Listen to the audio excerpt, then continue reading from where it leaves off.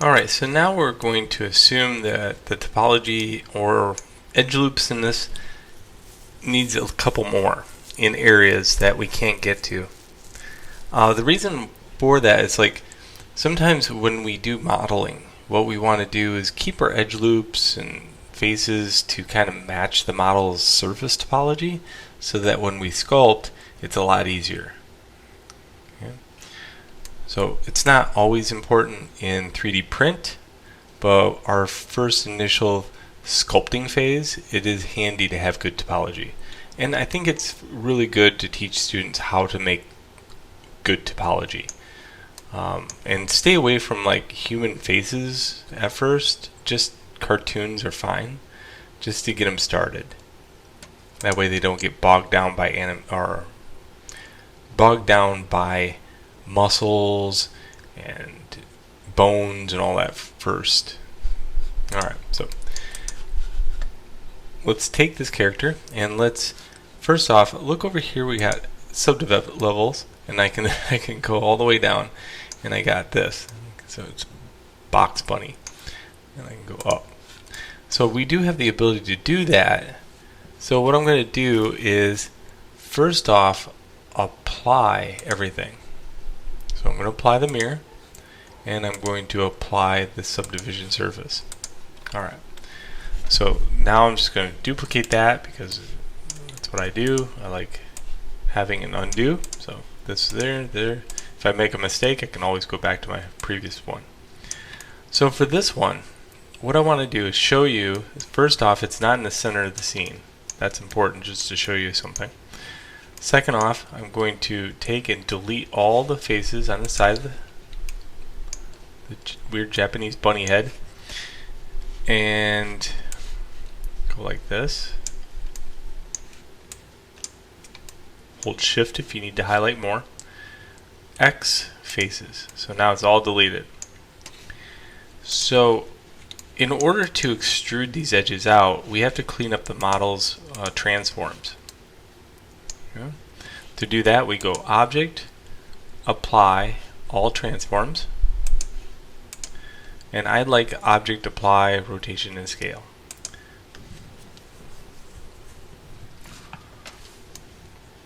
Okay. Then we hit Tab and go into Vertice.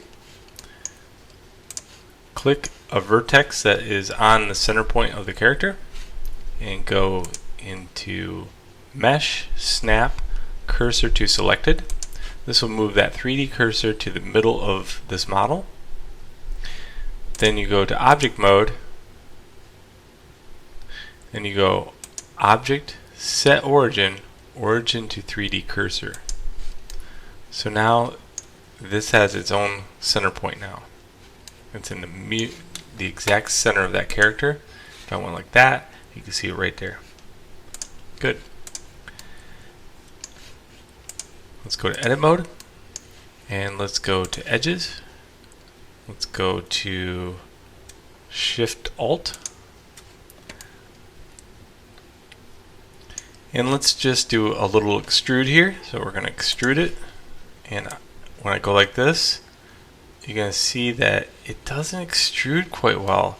Look, I wanted to extrude this way, but it's not letting me do that. Why? Okay, why? Alright, so let's undo that. I just wanted to show you that because that is very irritating.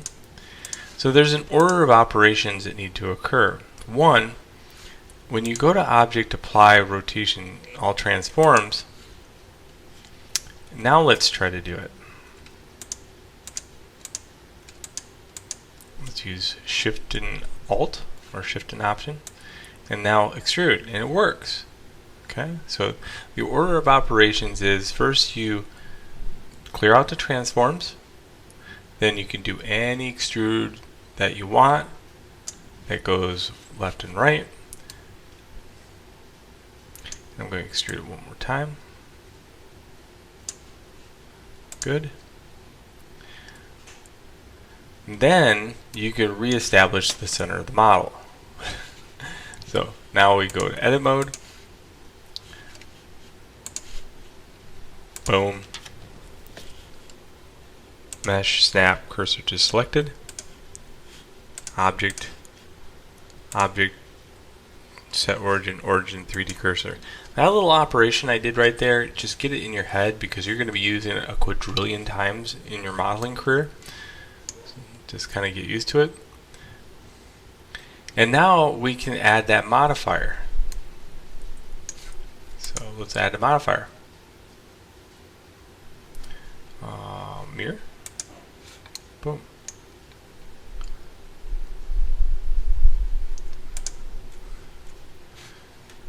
Alright, now he's a little fat looking for a Japanese bunny thing. So I'm just going to show you a few things. One, everything applies like it did before. The only difference here is when I go to move, I have these edge loops in place for the character, so I can maybe support a nose if I wanted to. I can also go like this and move it in and grab this one, move it in, and grab all these, move it in. So I have a lot of ability to play. But what I'm really missing here is my subdivision level surface modifier. So when I have this new character with its middle topology put in here, I can apply that and go one extra step. Okay. One, I could turn it back into a subdivision surface and then lower this down to 0. 2, if I want it to stay mirrored, I can use the first step in the video I just shared. Okay, so I do want that. I want to keep with the changes mirroring from right and left. I don't know if I'm going to apply any more, but it would be nice. So I'm going to duplicate this model and do that over here. So let's say I wanted to add ears to, or I already got ears. Yeah, I don't know what I would add. Maybe a neck? There's nothing I can think of that I need to be mirrored over. So I might not have to do this. But just for the entertainment factor that you got to learn how to do it, I'm going to do it one more time. Okay. So I got X-ray on. I aim for the middle of the character's faces. So boom. So in this case, right there. X faces.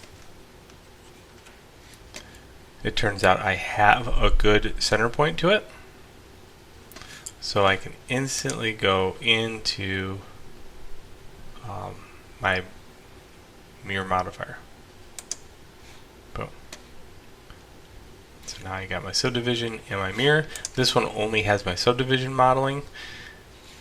And if I wanted to make changes right and left, I could for this one. Again, I don't know what I would do, but let's go into edit mode.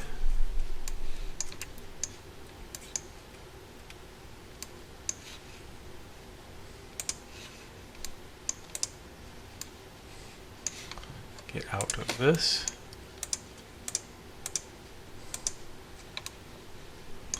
And when I went to extrude this,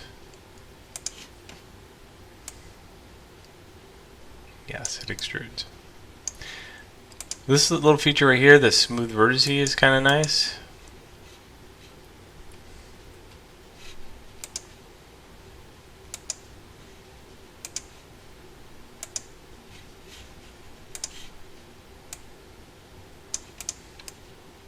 There. I made a change that made sense. Alright, so now we have the ability to add topology to a subdivision surface, reconvert it back to a subdivision surface, still mirror it, and what's next? Well, now, how do we sculpt on something like that? And that's in the next video.